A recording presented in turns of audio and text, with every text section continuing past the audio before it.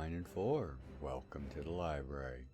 I am the recorder, your guide to the wonders of Jam'mar and her many realms.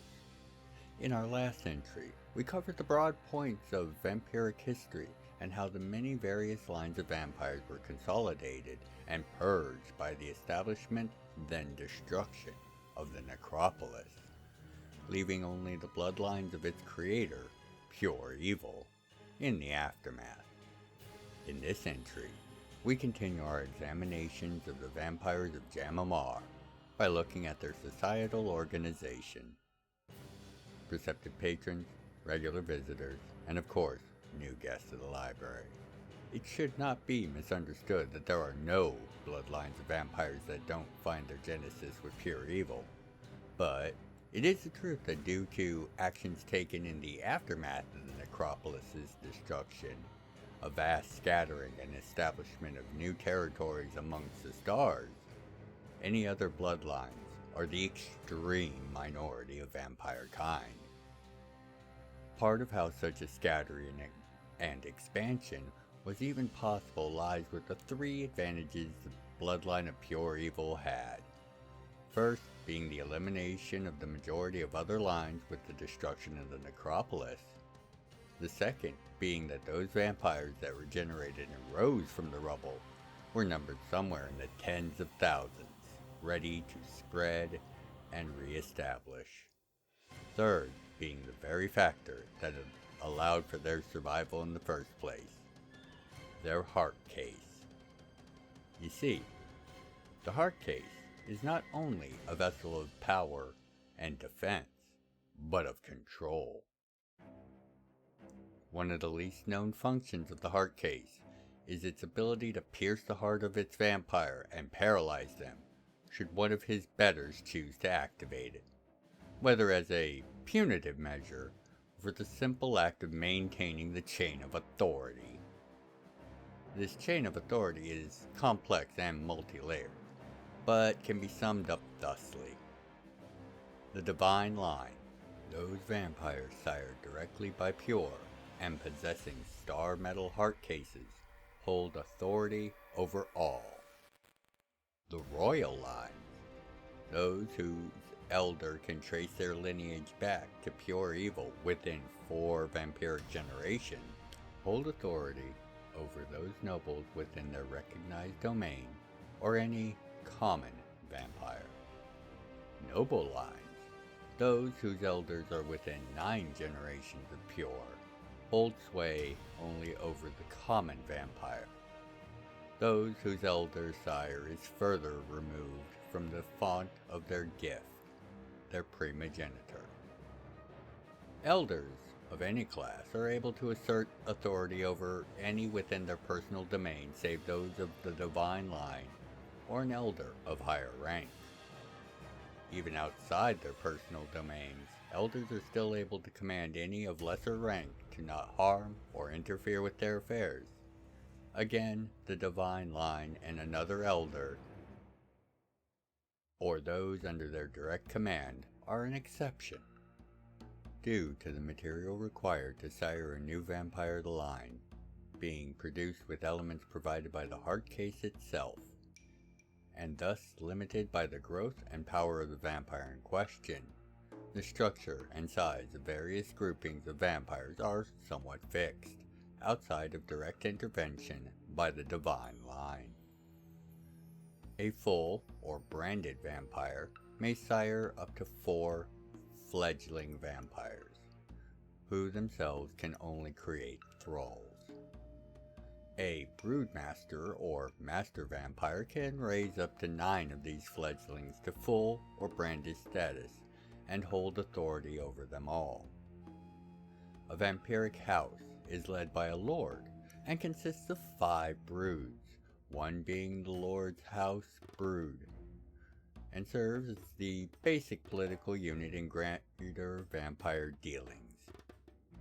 A vampire clan, led by a chief lord, likewise has its own central house, but has 9 other houses vying for position, power, and prestige.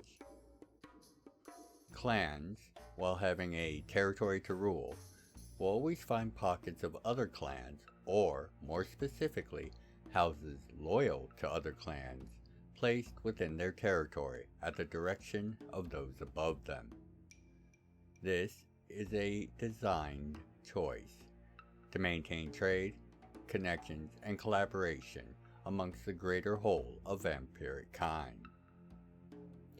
A dynasty is the largest grouping, with a central clan of the royal line and up to 36 other clans, up to half of those being of either noble or royal lineage. There are 64 known dynasties, one for each subsector of currently known space. The titles of the leaders of dynasties vary with the dynasties, with king, queen, emperor, and empress being very common. There are also an unknown number of so-called shadow clans, whose holdings are spread far, wide, and deep. They act as a web to hold all their other kind together. These clans tend to count one of the divine line of their elder, and thus command extremely wide-reaching authority when it is necessary to exercise it. A separate grouping from those above is that what an elder obtains after ascending to that status. Not only is his personal clan now his to lead, regardless of his rank before, he is further allowed to sire either 4 or 9 additional clans. This depends on whether they turned a true dragon or a lesser variant to the vampiric path. Often, the loyalty or expertise of these additional clans or their houses are bartered amongst their kind as protection or other services, in exchange for various concessions. Territory, hunting privileges, and travel being the most common. Above the clans and the dynasties, there are the divine line as mentioned before, as well as the Council of the Eternal Night, a collective of elders and clan representatives that will meet to discuss the plans and route forward for their people. Both the Council and the Divine Line tend to act with a slow, cautionary, and light touch wherever possible, while prioritizing the overall health and expansion of the clans. It is they who have laid the plans and foundation for their current rise from the ashes, seeing themselves spread across almost every known populated world. Kaisa held, or Wild World alike. This framework of command and control, built on further with bargains and debt between various elders, lords, nobles, and petty vampires, is much to credit for the great spread and reach of these undead horrors. With it, they have been able to infiltrate and turn vast numbers of Orckin within the worlds of the ancient empire, who, until meeting with Jam'mar, had no concept of what a vampire even was. Carefully directed and controlled programs of assimilation and subversion ensured that when they chose to reveal themselves, their position was as deeply entrenched and unassailable as possible. This has seen them achieve a massive victory in the capture and conversion of one of the rebel Cosmos vessels, planet-sized spaceships that the Empire had built in the run-up to a second war versus Jam'mar. While heavily damaged during the Cosmos Mutiny, it is already undergoing vast reconstructing and rebuilding efforts in order to serve its new owners as a mobile, nigh unstoppable center of command and interplanetary control, where the Council will further direct their vampire kin. With the general structure of vampiric society now explained, in our next entry we will discuss the various powers and weaknesses of Jam'mar's vampires. My receptive patrons, regular visitors, and new guests to the library, I want to thank you for your time and your interest. It means the world to this old recorder.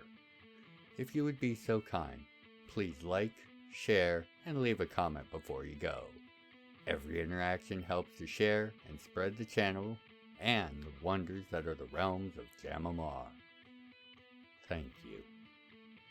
Until you next make your way back to the library for another entry, by the 9 and 4, be well, take care of yourselves and each other.